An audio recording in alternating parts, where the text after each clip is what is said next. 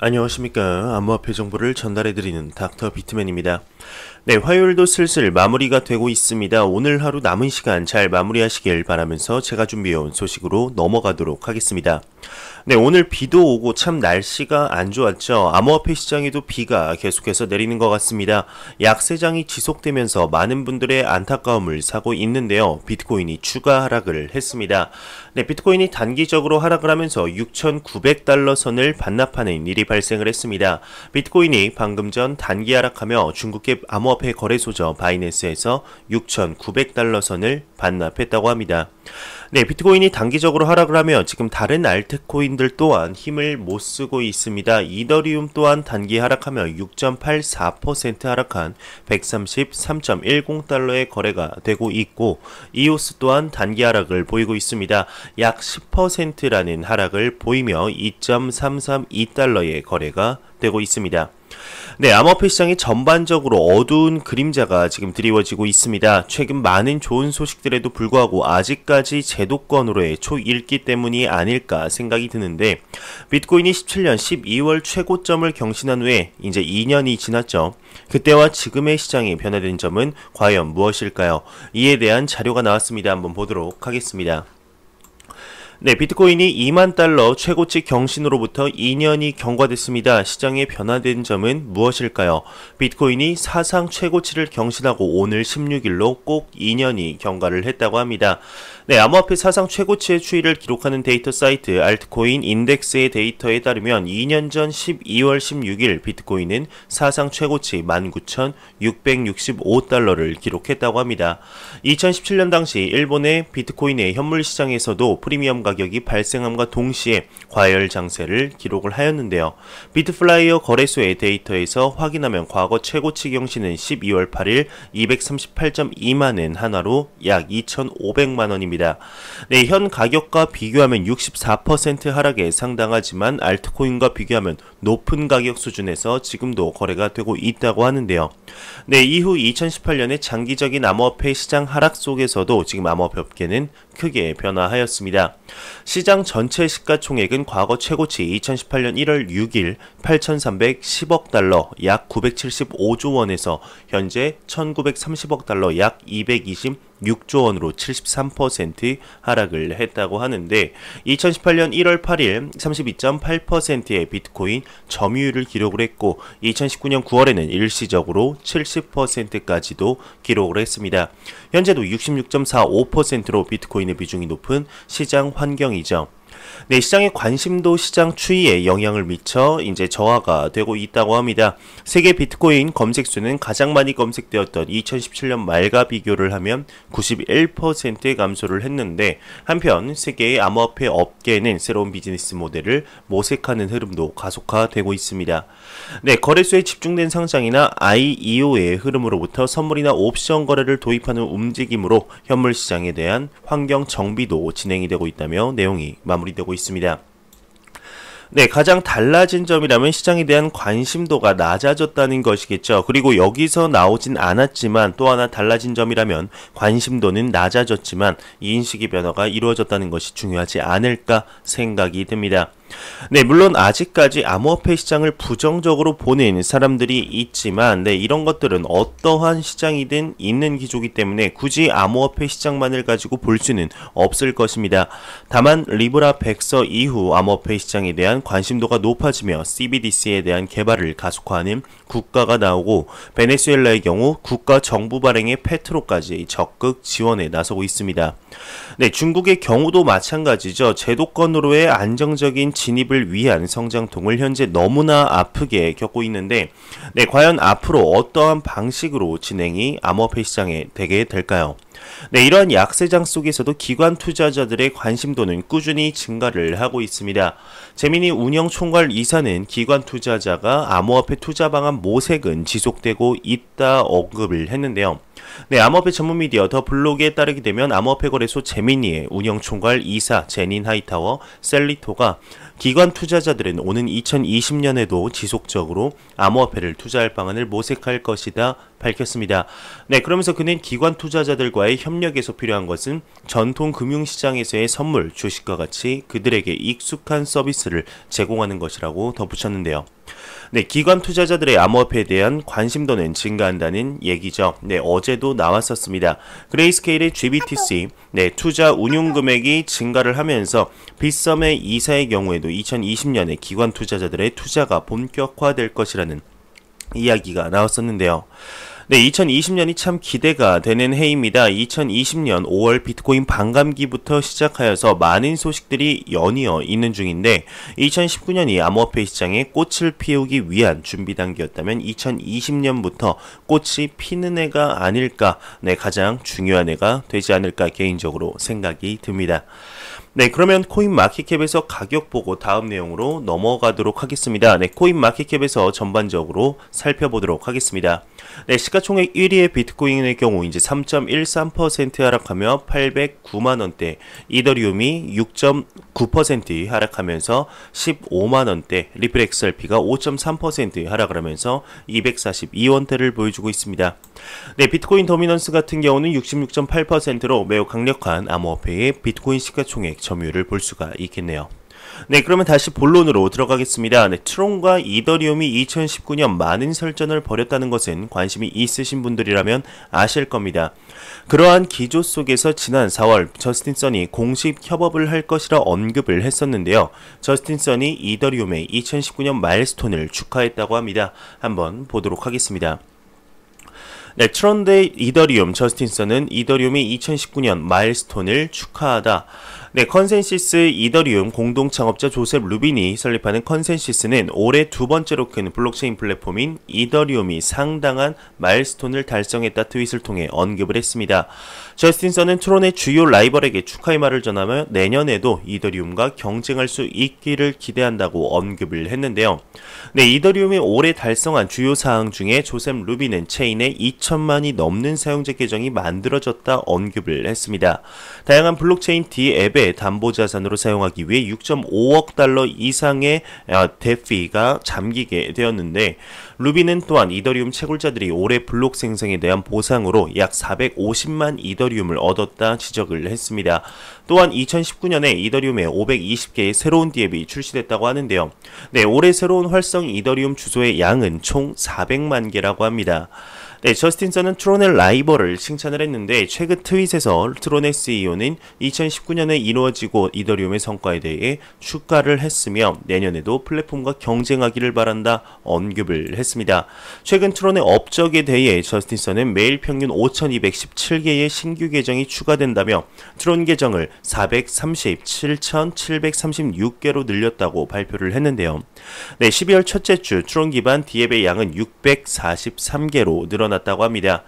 네, 그리고 트론과 이더리움이 과연 협력을 계속해서 하게 될까요? 올해 여름 암호화폐 팟캐스트에 참여했을 때 앞서 언급한 듯이 저스틴 선은 트론과 이더리움 개발팀이 미래에 함께 일할지도 모른다며 암시를 했었죠.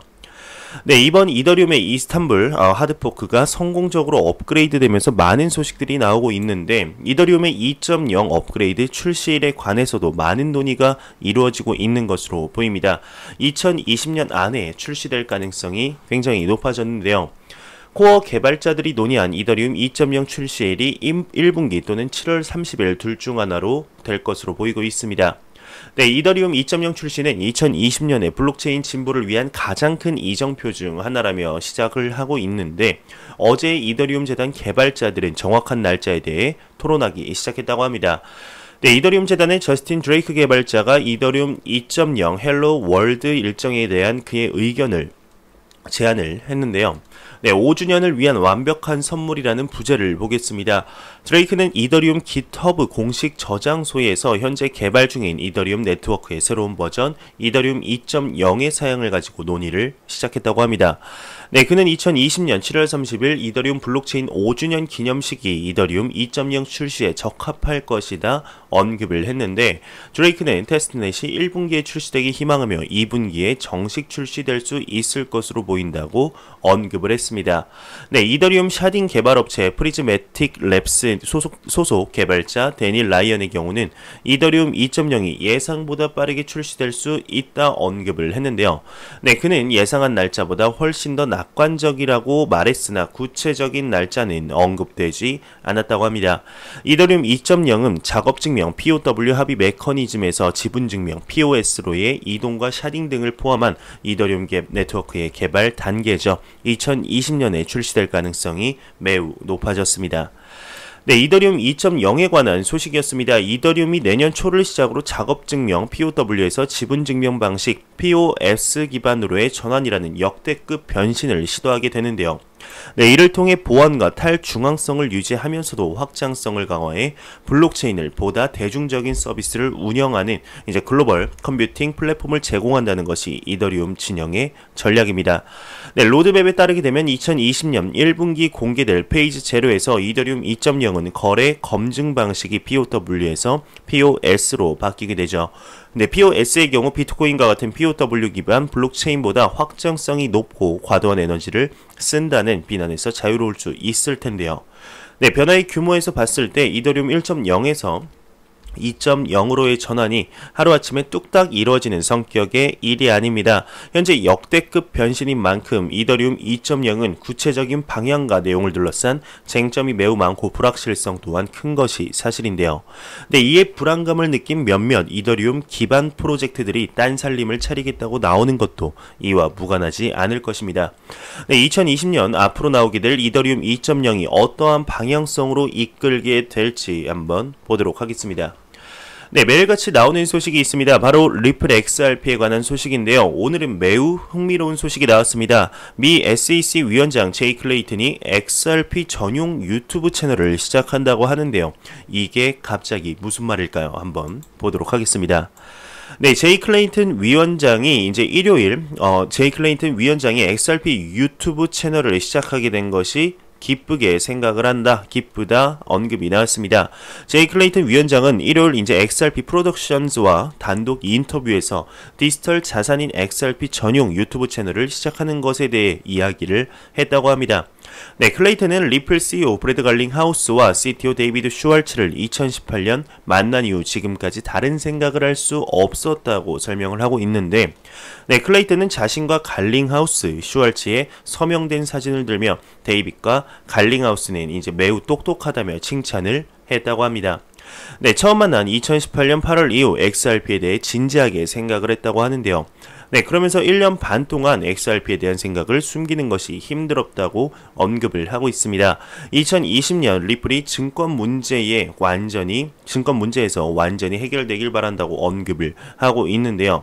네, 첫 번째 주제로 XRP가 안전하지 않다고 생각하는 이유, 브래드와 데이비드와의 만남, XRP가 멋진 이유 등에 관해서 시작을 한다고 합니다. 네, 뭐 너무나 갑작스러운 소식이라 이게 진짜 뉴스인지 찌라시성 뉴스인지 조금 더 확인을 해봐야 될 것 같습니다. 이게 사실이라면, 만약 사실이라면 추가적인 정보나 소식들이 더 나올 것으로 예상이 되는데요. 네, 과연 어떤 식으로 진행이 되게 될까요? 미 SEC 의장도 인정한 암호화폐라 오늘의 날씨와는 다르게 미래가 밝지 않나 생각이 들게 됩니다. 네, 피델리티 디지털 에셋 SEO는 수십 개의 암호화폐 펀드 운영 중단은 큰 문제가 아니다 언급을 했습니다. 암호화폐 전문 미디어 더 블록에 따르게 되면 올해 수십 개의 암호화폐 펀드가 문을 닫았죠. 또한 지난주 블룸버그는 올해 약 70개의 암호화폐 펀드가 운영을 중단했다 보도를 했습니다. 네, 이와 관련해 톰 제섭 피델리티 디지털 에셋 최고 경영자는 이는 큰 문제가 아니라며 이러한 현상은 인터넷 초창기 모습과 흡사하다 언급을 했습니다. 그는 또 피델리티 는 고객 유형에 대해 더욱 관심이 있다고 덧붙였다고 하네요. 네, 브레이브 브라우저가 2019년 동아시안컵 공식 브라우저로 선정이 됐습니다. 네, 공동 마케팅 및 이벤트를 동아시아 축구 연맹과 함께 개최를 하면서 17일 저녁 한일전 등 빅매치의 브레이브 브라우저의 노출 및 홍보 효과를 기대한다고 하는데요. 네, 자바스크립트와 파이어폭스를 만든 브랜든 아이크의 프라이버시 중심의 웹브라우저 브레이브 브라우저가 부산에서 개최 중인 2019년 동아시아 축구 연맹 E1 풋볼 챔피언십의 공식 브라우저로 선정이 되었다고 합니다.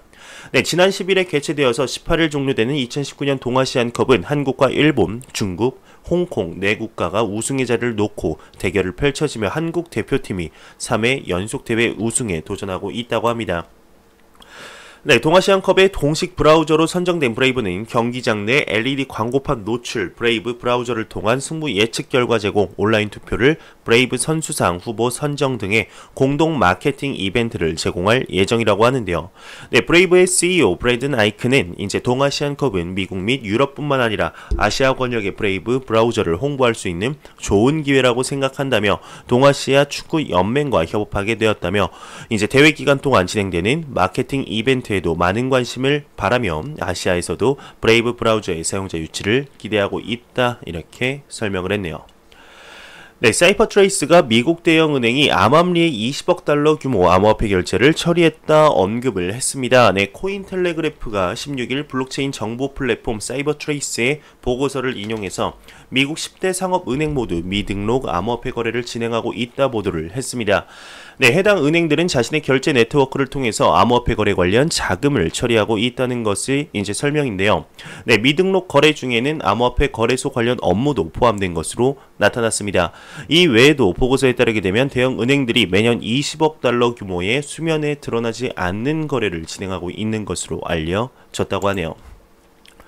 네, 고란 조인디 편집장은 해킹 위험은 자금 풍족한 거래소를 이용해라, 그러면 해결될 것이다 언급을 했습니다. 네, 코인리스 주최로 16일 서울 프리마 호텔에서 개최된 아시아 디지털 자산 거래소 2020년 전략 VIP 세미나에서 고란 조인디 편집장이 올해만 암호화폐 거래소 해킹 사건이 7차례 발생을 했지만 바이낸스 같은 탑티어 거래소를 빼고는 투자금을 보호받을 길이 없다 언급을 했습니다. 네, 그나마 자금이 풍부한 거래소를 이용하면 해킹 공격을 받아도 자체 보유 자금으로 충당하기 때문에 상대적으로 안전하다며 최근 해킹 피해를 입은 업비트가 좋은 예이다 언급을 하면서 또 한 번 언급을 했습니다. 거래소는 투명한 상장 적격 심사 프로세스가 필요하다 언급을 했는데요. 네, 현재 암호화폐 거래소들은 일정한 기준 없이 프로젝트를 상장시키고 있다고 합니다. 네, 이에 대해 투자자들은 늘 의문을 가질 수밖에 없겠죠. 체계적이고 투명한 상장 적격 심사 프로세스가 필요하다 강조를 했습니다. 먹튀 위험, 해킹 위험, 상장 적격성, 가격 형성, 내부자 거래에 관한 의문 5가지를 투명하게 해소할 수 있는 거래소가 진정한 거래소다 덧붙였네요. 네, 뉴질랜드의 ASB 은행은 블록체인 스타트업에 170만 달러를 투자했다고 합니다. 네, 암호화폐 전문 미디어 더 블록에 따르게 되면 블록체인 기반 무역 공급망 솔루션 제공업체 트레이드 윈도우가 170만 달러 규모 시드 라운드 투자를 유치했습니다. 뉴질랜드는 ASB 은행이 주요 투자자로 참여한다고 하는데 이는 두 번째 투자로 앞서 ABS은행은 해당 업체에 투자한 바 있습니다. 현재 ABS은행은 해당 업체의 지분 21%를 보유하고 있는 것으로 알려졌네요. 네, 에릭스X는 암호화폐 선물 거래를 지원한다고 합니다. 암호화폐 전문 미디어 더 블록에 따르게 되면 암호화폐 파생 상품 거래 플랫폼 에릭스X가 17일부터 암호화폐 선물 거래를 지원할 예정이다 밝혔습니다. 앞선 플랫폼은 2천만 달러 규모의 B라운드 투자 유치를 완료한 바 있었죠. 네, 코인플렉스가 전 바이낸스 OTC 총괄을 영입했습니다. 암호화폐 전문 미디어 더 블록에 따르게 되면 암호화폐 거래소 코인플렉스가 전 레슬리 탐 바이낸스 OTC 총괄을 최고 전략 책임자 CSO로 임명을 했습니다. 네, 그는 해당 거래소의 새로운 상품 개발 및 새로운 분야로 확장하는 업무를 주도할 예정이라고 하는데 앞서 코인플렉스는 페이스북 스테이블 코인 리브라 출시 가능성에 베팅하는 선물 상품을 출시할 예정이라고 밝힌 바 있었습니다. 네, 미국의 증시가 상승세를 보이고 있습니다. 네, 블록체인 테마주는 하락세를 보이고 있다고 하는데 16일 미국 증시 다우존스 지수가 0.36% 상승 마감을 했다고 합니다. 나스닥 종합지수는 0.91% 상승하며 거래를 마쳤다고 하는데요. 네, 미 증시 32개 블록체인 테마주 중 14개 종목이 상승하며 17개 종목이 하락을 하고 1개 종목은 보합 마감을 했다고 합니다. 네, 제가 준비해온 소식은 여기까지입니다. 마지막으로 코인마켓캡에서 가격 보고 마무리하도록 하겠습니다. 리플 XRP 기준 242.11원인데요. F5번 한번 눌러보도록 하겠습니다.